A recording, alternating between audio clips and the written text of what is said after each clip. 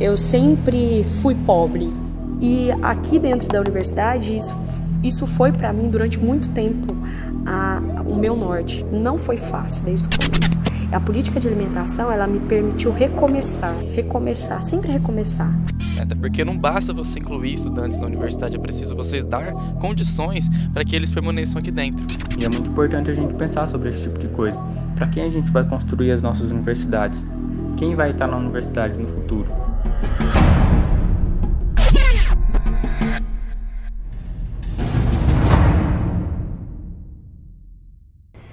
Bom, então, eu lembro assim que teve um comunicado, primeiro um comunicado do CA. Eu falei assim, ai gente, a gente ouve tanto tempo que as coisas estão sendo sucateadas, que todas as vezes que chegavam para me falar a respeito de alguma coisa, eu ficava assim, ai gente, mas isso está acontecendo o tempo todo. Então eu não tinha levado, nesse primeiro momento, eu não tinha levado tanta fé que era uma coisa que ia acontecer assim tão rápido. Mas eu confesso que não achei que as coisas fossem chegar onde chegaram, né? Ao ponto da gente chegar a fazer a ocupação e a construir o movimento que a gente chegou. No primeiro momento eu pensei só em mim, assim, na minha situação. Eu fiquei assim, puta que pariu, eu gasto tanto. Se aumentar, eu vou gastar tanto. Naquele momento ali, só que depois eu ampliei. Ia fazer diferença, entretanto, meus pais, minha família, eles iam tentar de alguma forma contornar, porque eu já estou no 7º semestre, no último ano, então faltava pouco tempo, não estava tão longe, mas talvez fosse um pouco antes, essa metade do curso, acho que seria complicado, não iria dar para continuar. Poxa vida, o que vai acontecer? Literalmente eu não vou ter onde comer. E eu não vou ter como recorrer aos meus pais, porque querendo ou não, eles também recebem um salário mínimo. Pronto, a conta não fechou e alguém vai sair perdendo. Mas aquele lance, a corda sempre rebenta do lado mais fraco. E a gente sempre pensa que, eu acho que ainda mais por eu ser negra, eu sempre pensei nessa preposição. Se a corda arrebenta do lado mais fraco, eu tenho que mostrar por que esse lado mais fraco não é tão fraco assim.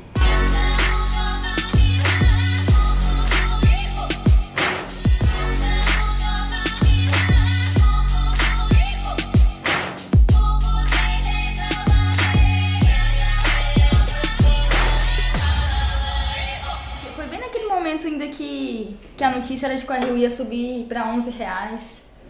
Foi aquele primeiro impacto, né? Aquele primeiro choque. Depois a gente foi para uma reunião que teve com a Tuca e com o Bruno em Cuiabá, né? Foi aquela reunião que a gente foi enganado, né? Inclusive, eles tinham um prazo para mandarem os documentos pra gente, os dados orçamentários, tudo. E aí eles não mandaram, inclusive, no prazo, e aí a gente tinha um prazo para ler aqueles documentos e ter uma outra reunião. E já vieram com aquela notícia de que a Miriam já ia assinar a nova proposta, sendo que a gente nem tinha tido a nossa reunião ainda, que era para ter. O que nós tínhamos definido e foi assinado em ata nesse dia? De que até o dia 20 nós iríamos enviar uma contraproposta frente àquela proposta que foi dada para vocês. E que dia 24 dessa semana nós iríamos lá para poder debater e discutir tudo que foi apresentado, sobre vocês não respeitaram isso. Eu gostaria de deixar tratado o repúdio total, a forma como a administração da atual gestão da reitoria está fazendo com os DCEs.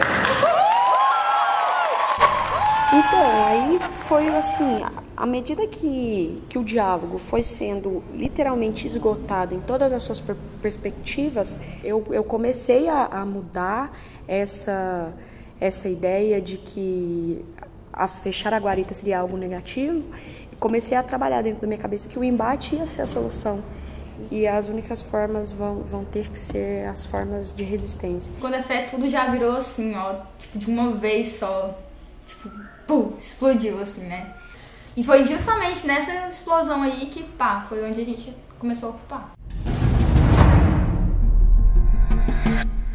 Pra nossa vida melhorar! Pra nossa vida melhorar! Temos que nos organizar! Temos que nos organizar! E se o povo se unir? E se o povo se unir? A Miriam Serra vai cair, vai cair, vai cair,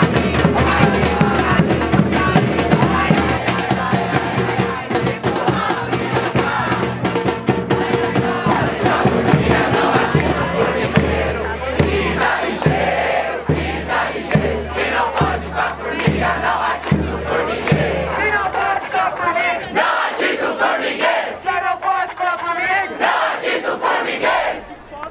era um momento em que todo mundo se sentia traído, digamos assim, pela reitoria, pelo reitorado, pelos nossos pró-reitores.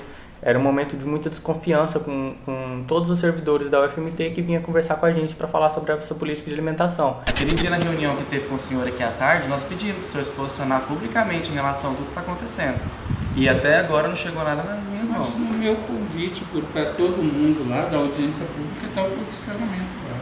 O Luiz Guilherme está lá, que eu considero o movimento legítimo e democrático, está lá, a gente colocou no convite que a gente encaminhou para todo mundo lá. A gente tem tentado ao máximo estar com vocês, né, ajudando o movimento, tentando colaborar com o Então, movimento. tudo que ele falava era recebido com muita desconfiança, com muito medo, porque isso mexia com a vida de muitos estudantes que não iam ter para onde ir sem o RU, que não ia ter como se manter aqui na universidade. Talvez tivessem que voltar para suas casas, talvez tivesse que...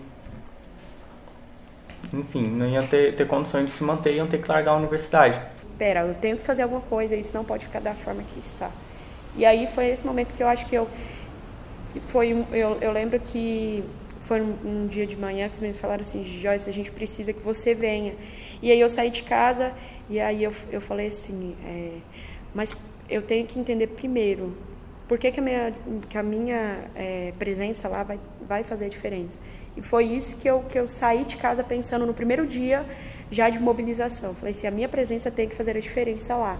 De qualquer forma, da forma com que eu consegui fazer a diferença. Agora vai atrás! Sou estudante! Não escutei!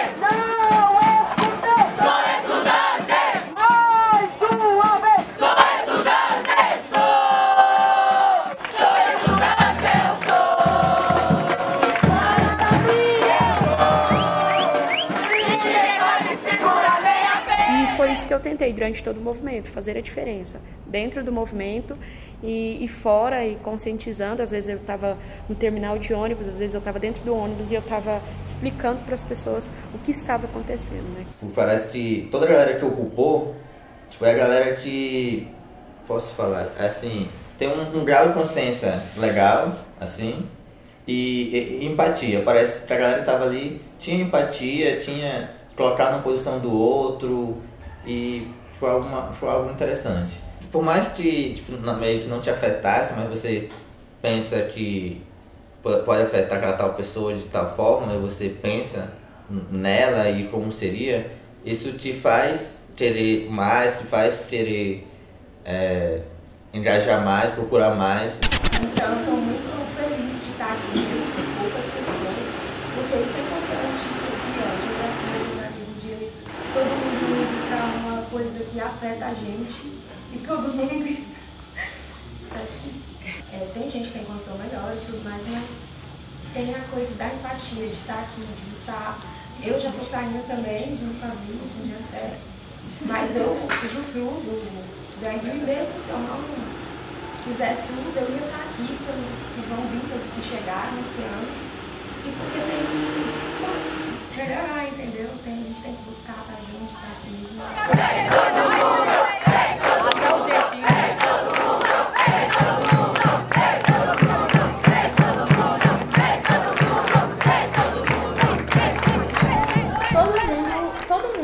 Entrar.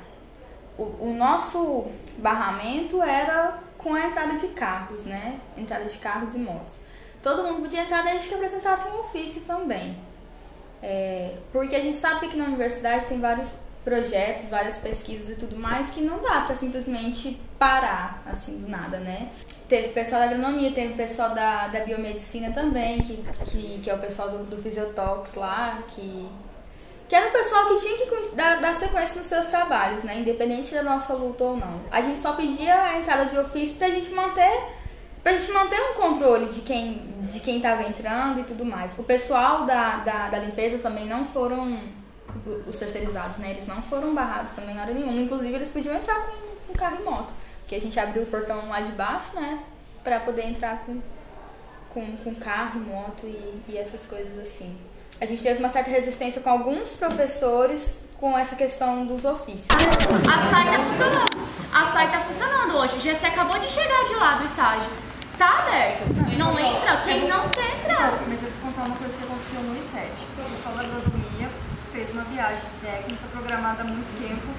O povo que era aqui do administrativo não queria vir aqui liberar o ônibus. Aí no domingo eu liguei lá e falava, não, o professor Paulo Jorge, ele não liberou. Aí a gente marcou de vir aqui às 7h30 da manhã, deixamos o Paulo Jorge, ligamos o Paulo, então tipo assim, os alunos iam perder a viagem. Mas eles não queriam, e que nem você falou, eles não quiseram. Não é algo que eles não puderam. Tem uma diferença. Tem uma diferença entre não poder entrar aqui dentro e eles não querem entrar aqui dentro. O que a gente está sentindo... Não, mas os técnicos da administração, eles não tinham autorização para entrar. A Marina entrou hoje sem ofício. Ela simplesmente conversou com a gente, pediu para entrar na sala dela, ela passou a manhã inteira aí dentro. O que está acontecendo é que eles não querem. Tem uma diferença de não poder entrar e não querer entrar. Falta de diálogo. Se a gente não radicalizasse o movimento naquele momento, a gente não teria conseguido o que a gente conseguiu agora, né? Que é a construção democrática desse aumento do preço do RU. Se a gente tivesse ficado sentado estudando, o RU já teria aumentado, eu acredito. Porque agora a gente já estaria entrando de férias, né? Esse período agora a gente já estaria de férias. Daqui uns dias a gente ia voltar no segundo semestre com RU a R$5. E aí? Você ia ter conseguido pagar seu almoço hoje? Porque eu não. Inclusive, você pagou meu almoço de R$1 hoje. E foi uma mobilização bem forte, no meu ponto de vista. A gente conseguiu chamar a atenção da cidade inteira, ou a maior parte. Conseguimos chamar a atenção de outras cidades também. A nossa mobilização foi parar no G1. Eu gosto de pensar que tinha um espírito revolucionário entre nós. Algum Che Guevara dentro de nós ali que foi despertado em algum momento, e que esse Che Guevara que habitou em mim saudou o Che Guevara que habitava em todo mundo, e a gente se juntou e falou, vamos fazer esse negócio bombar. E eu nunca tinha visualizado isso, sabe? Eu nunca tinha visto o quão a gente pode ser revolucionário dentro da universidade, que é um lugar que a gente pensa que tem os seus moldes bem fechados, as suas estruturas tão bem segmentadas, e a gente pode romper, derrubar, construir novas estruturas sem deixar de ser estudante.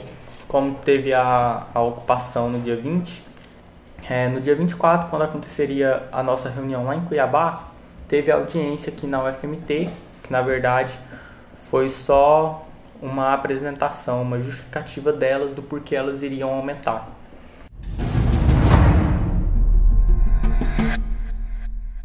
Nesse momento eles ainda tinham um posicionamento muito firme, muito autoritário.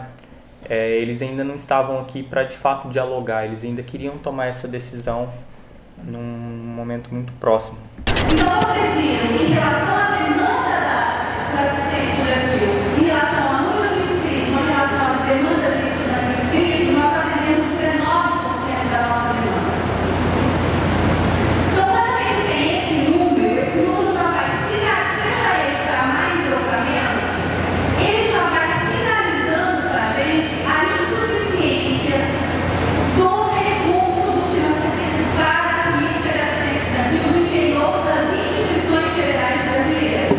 E aí eu vou reduzir isso, mas não tem ilusão nenhuma que vou ajustar o contrato a fim de não ter dívida. Não, nós vamos sempre assumir uma dívida, até porque o meu orçamento é menor do que eu preciso. Então a dívida vai ser sempre assumida. Tá? Nós vamos tentar minimizar, mas a gente vai sempre assumir uma dívida. E isso foi mostrado no Conselho Diretor. É que esse dinheiro seria usado para pagar um rombo, porque eles estavam devendo algumas contas. E aí eles queriam tirar dos estudantes que só tem, de alguns estudantes que só tem um RU para se alimentar, eles iam tirar isso e muitos estudantes teriam que ir embora, né? Eu queria que você lembrasse bem do meu nome, porque se esses correios me encontrar, vai ser uma das aulas que vai passar fome. Sabe que isso dói saber que se 5 anos foi implantado, não vai ser 1, não vai ser 10, vai ser a metade desses alunos aqui que vão passar fome.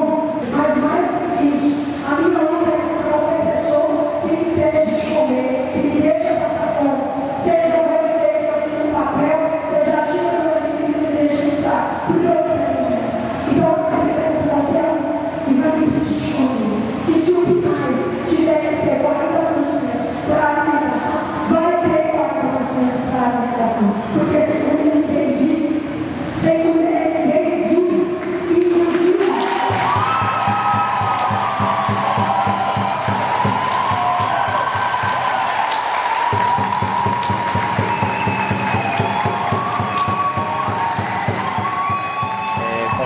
estavam presentes na audiência, a gente, em votação, os alunos decidiram manter a ocupação. E aí foi decidido que, novamente, nós manteríamos a ocupação. E aí uma das nossas pautas foi conseguir a suspensão do calendário acadêmico, que aí foi quando a gente decidiu se manter ocupado até conseguir a suspensão do calendário acadêmico. O vice-reitor entrou em contato com os representantes nossos aqui do CONCEP e disse que não vai ser incluído na pauta essa votação da suspensão do nosso calendário, porque ele entende que não houve uma formalização nossa para com a reitoria. A nossa formalização foi para com o SEI, que foi direcionado ao CONCEP. E agora é preciso uma formalização oficial daqui para com a reitoria frente a tudo que a gente fez. Eu falei, professor, eu tô com vontade de chorar nesse exato momento, eu quero que o senhor me orienta. O que a gente tem que fazer agora? Ele falou, olha, faça um ofício explicando tudo que foi feito desde o dia 20, que é quando a gente começou a nossa paralisação, envia hoje ainda para o SEI da reitoria e envia para mim também, que eu vou ver o que eu posso fazer. E outra coisa, eu peguei e falei assim, olha, então nesse sentido não é viável nenhuma... Nesse sentido, não é viável nem sequer a gente enviar um ônibus aqui para a reitoria. Ele falou, olha, eu acho que não, porque se não vai ser votado, eu falei, pois a gente vai enviar, porque se não for votado, a gente boicota essa reunião. Se tiver apoio de vocês, eu fui na primeira, que foi a primeira reunião do CONCEP, que foi difícil pra mim, assim, chegar lá e lidar com a forma como as pessoas, os professores, né, porque eles são professores, a forma como os conselheiros lá agiram com nós, né, pensando nos conselheiros que estavam contra e tudo mais. É uma proposta contra a outra, tivemos duas propostas, da Laíra e do professor Breda. Superado? Obrigado. Então, proposta aprovada. Esse deboche dele menosprezar os estudantes, de colocar a gente como uma classe, ele tinha que ouvir, por ser aluno, a gente seria mais baixo, professor, e ele ter um cargo, eles colocavam... Eu ficava pensando ali, velho, tipo... Não, que ele acha que ele é, tipo... Essa atitude dele, ele acha... Eu não entendi. Que moral, você vai falar de diálogo aqui nessa reitoria? Não vai ter arrego! Ô conselheiro, eu vou tirar o seu sossego! Não vai ter arrego! Ô conselheiro, eu vou tirar o seu sossego! Não fazer nada pelos alunos! É vergonhoso estar aqui! Engraçado! Passa fome que você vai rir! Prejuízo! Passa fome você vai rir também! Passa fome que você vai rir! Tá rindo o quê? Tá achando que é engraçado? Tem nada de engraçado aqui não! Isso aqui é sério! Isso aqui é perigoso! Não estamos brincando não! Prejuízo não é ter aula não! Prejuízo não é ficar sem conversar não! Prejuízo é passar fome! Exatamente! Prejuízo é passar fome! Isso a graduação vai ter prejuízo com isso! O mestrado vai ter prejuízo com isso! Quando assim eles negaram a suspensão do calendário pra gente, me bateu um desespero muito grande assim na hora, sabe? Porque eu tava cansada, gente. Eu tava muito cansada. Meu psicológico tava muito cansado. Não era nem só o cansaço físico, meu psicológico tava muito cansado. Por causa justamente dos professores não quererem já suspender. Deles falarem de ouvir a base e alguns serem contra. Um dos estresses também de reconhecer o movimento estudantil e tudo mais. Eu fiquei tipo assim, velho, a gente conseguiu esse ônibus, trouxe esse tanto de gente pra cá, pra gente não ter conseguido, tipo, nada naquele momento, né? Ou eu fiquei muito mal, velho. Porque aquele Evandro, que é o nosso vice-reitor, ele é um 5. Pode filmar isso aí, eu odeio aquele cara. As falas dele foram as que mais me doeram. Por que você tá fazendo isso com a gente? Tipo, eu tava no meu limite já, sabe?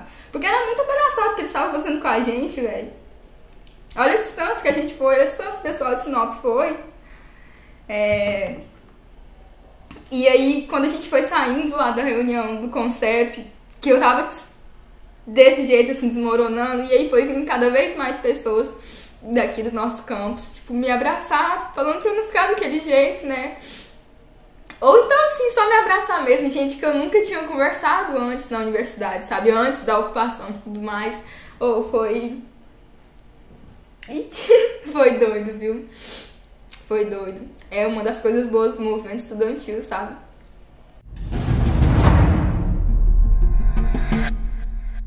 Que eu senti que essa luta, ela literalmente ela ia mudar muito do que a gente era também, mais ainda do que a gente podia fazer para uma universidade, né? Então, esse para mim foi uma das coisas muito importantes que aconteceu durante. E o meu papel, com certeza, era de fazer com que as pessoas não se esquecessem disso, de que esse movimento iria modificar cabeças, corações e estruturas, mais do que a estrutura da UFMT, mais do que a estrutura da cidade de Barra do Garças, mas as nossas próprias estruturas, né? Nem todo mundo que estava na ocupação tinha uma experiência com alguma militância antes. Muitos não tinham. Aquele foi o primeiro contato. E ver como eles se engajaram e como eles quiseram entender como que esses processos se dão, véi, dá muito orgulho, sabia? Muito orgulho, assim, ó. Foi bem. Resistir é acreditar. E você, acredita? Pela raiz me fortaleço, me alimento, não esqueço e represento a resistência, inteligência e evidência, por preferência, máxima potência. Eu tô aqui, eu vou até o fim. Preciso resistir, pôr em prática no verso que aprendi. No dia a dia, na